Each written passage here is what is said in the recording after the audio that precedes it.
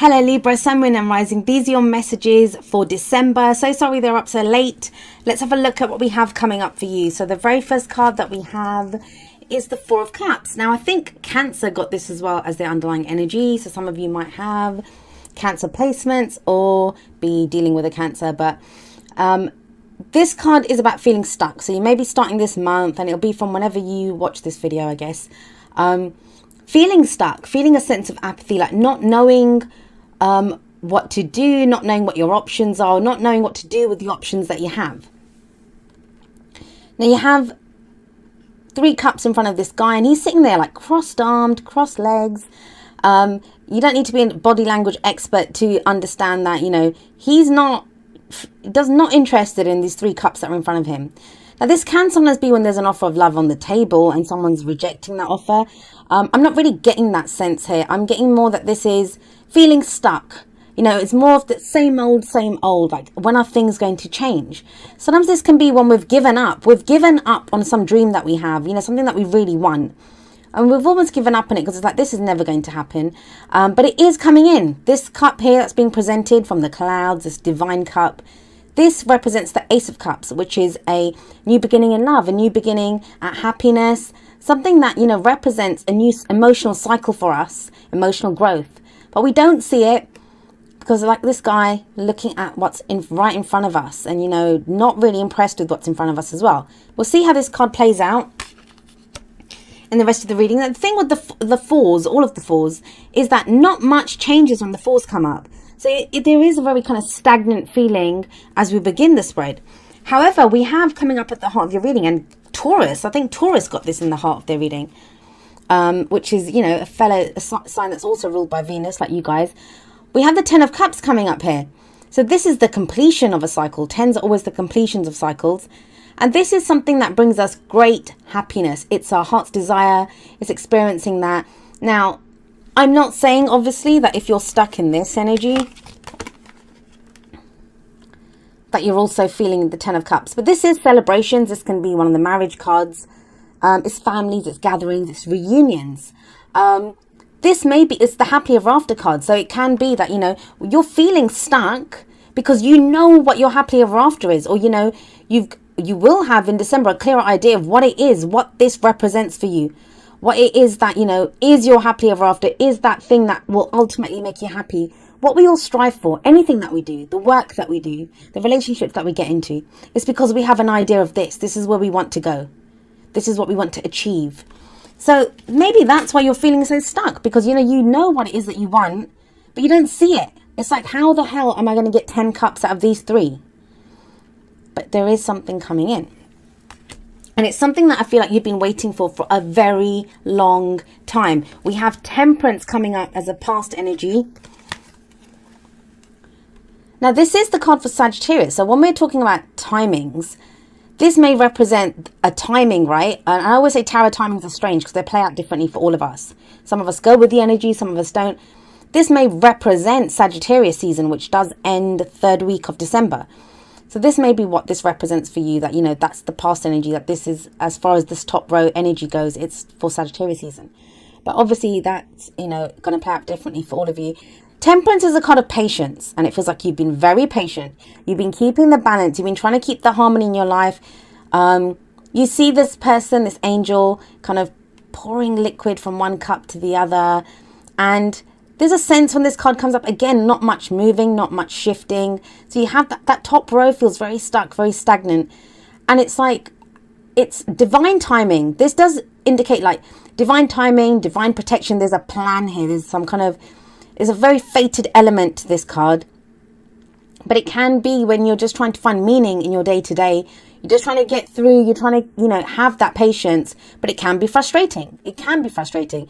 I said this, I think, was it last time this came up for Aquarius, and I was like, I don't like it when I get this card. We don't have to like all the energies. I mean, yes, we can understand that there's a divine plan, a divine purpose to our lives, but it doesn't mean that we don't get frustrated, that we don't see, that we don't want to shift the energy, that we don't want to do more, that, you know, especially one of the hardest things, and I said this to Taurus, one of the hardest things is knowing what's going to make us happy.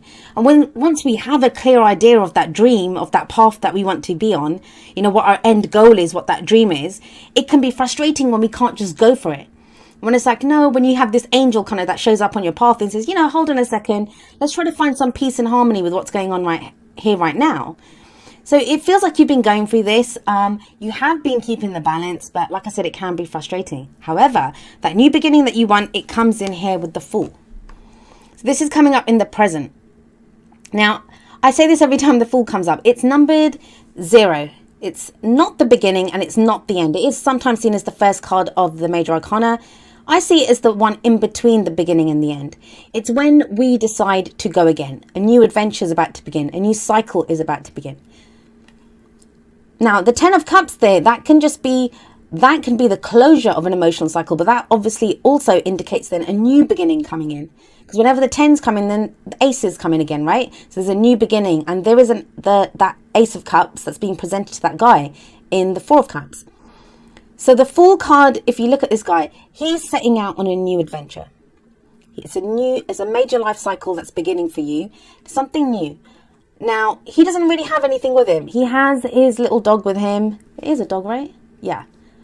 He's got very long ears for a dog, so it might be a hare, I don't know. But, you know, he's got this companion. So it shows that you'll have loyal friends with you. You'll have support. You'll have companionship.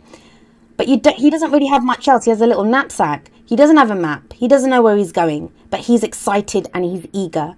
And this is about being ready to experience whatever comes your way. And think about it. If you've had that temperance energy in the past, where everything's been like keeping the balance, trying to maintain some sense of peace and harmony, this then shows, you know, this can be exciting, but it's about experiencing everything. Now, he usually stands at the edge of a cliff like he does here. And I always think, he's not afraid. Why is he not afraid? Because he knows he'll land on his feet. He's very trusting. He's ready to take that leap of faith. Are you ready to take that leap of faith, Libra? I feel for a lot of you, you are. You are. I think for some of you, that's why this 4 of Cups is coming up here. Because sometimes there can be a sense of fear of accepting this, right? Like, you might be stuck here, you might be sat here, but it's a 4. 4s are very stable. And if you've been going through a lot, if you know you've gone through difficult energies, or even if you've been in a stuck energy, it's better the devil you know. It becomes that you know you're used to that. This is something new coming in, and this does require a risk. It requires going on faith. I do feel like a lot of you will, and you'll not just do it, but you'll kind of do it with gusto, because you have the Knight of Swords coming up as a future energy. Now, this is an air card, so this can be Aquarius, Gemini, or Libra. So it can be you, can be someone else that you're dealing with. But this is that knowing what you believe. So swords are our thoughts, our beliefs, our ideas, how we communicate them. The Knight of Swords, he's on an eagle here, but, you know, usually he goes charging into battle. He's ready to fight for what he believes in. Now, for you guys, this is being ready to fight for what your happily ever after is. Going for it, going for this dream, going for this emotional, this contentment, you know, your heart's desire, what it is that truly makes you happy, going for it. Somebody else could come in who represents this for you, in which case, you know, they would be a younger energy, very spontaneous, ready to just go charging in, ready to really fight, really fight. Now, the only thing I would say with the Knight of Swords is this person can be a little bit rash, like they just kind of go charging in. And while that's not a bad thing, especially when you've had stuck energy like the 4 of Cups and Temperance coming up, it's not the best thing to do during a Mercury retrograde, which Mercury is retrograde until the 3rd week of December. So just kind of look at your thoughts. I know that sounds strange, but, you know, you are an air sign. Go to that logical place. Think about it. Keep your eye on the prize. Keep your eye on that 10 of Cups. Like, you know, what is it that makes you happy? And I'd say long term, like, you know, not a new dream that you've just come up with, because we can change our minds if we come up with something during a Mercury retrograde, chances are we'll change our mind when Mercury goes direct. But this is, I like this for you guys, especially like if you've got this new beginning coming up, something new. Because now you're not just ready to go kind of walking in, you're like charging in. You're like, yes, I want this. I'm going to go fight for it. This is also about speaking your truth. Someone may come forward and speak their truth to you, or you might need to speak your truth to someone. I'm getting the sense that for some of you, you're closing an emotional cycle by saying what you finally think, that you may not have said it. You may have had to be, you've been stuck with that Four of Cups. You've been trying to maintain the balance, maintain the status quo. And now it's like, sod it. If I want to get this, if I want to start a new cycle, I need to just speak my truth and go. However, look at what we have coming up as your advice card, which is, you know, the crowning energy here. You have the Seven of Swords.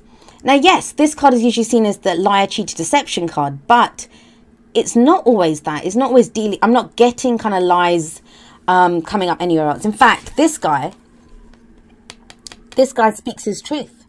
He's one of the court cards of the suit of swords, and they always speak their truth. They always fight for their truth, whatever their truth is.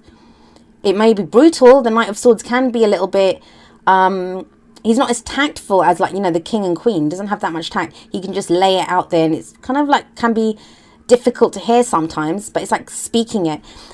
So this, I'm not really seeing this as lies and deception. I'm seeing this as maybe something that you don't want to face, that you've spent so long trying to keep the balance here, that, you know, you now thinking, I don't really want to do this, like, you know, like he's sneaking away. So this can be when someone just ghosts, when you just disappear, when you're just like, I'm not dealing with this, because it's a risk. You feel like it's a risk I don't want to take. But this card is telling you to take a risk, right? The Fool card, it says take a risk. What I'm going to actually do is pull a clarifier for that Seven of Swords, because it can go in so many different directions. It can be just telling us to be kind of smart about something. Because think about it, he's a thief. He has to plan what he's going to do. He's going to plan what he has to go and get. So it can be when it's telling us to not just be, like, not, I don't want to say be clever about it, but, you know, be sneaky. Sometimes we have to really think through the plan. The reason I'm pulling a clarifier is because we are in a Mercury retrograde. So, oh, what just fell out? All right, so we have the Five of Cups coming up with this. I'm going to pull one more. One more.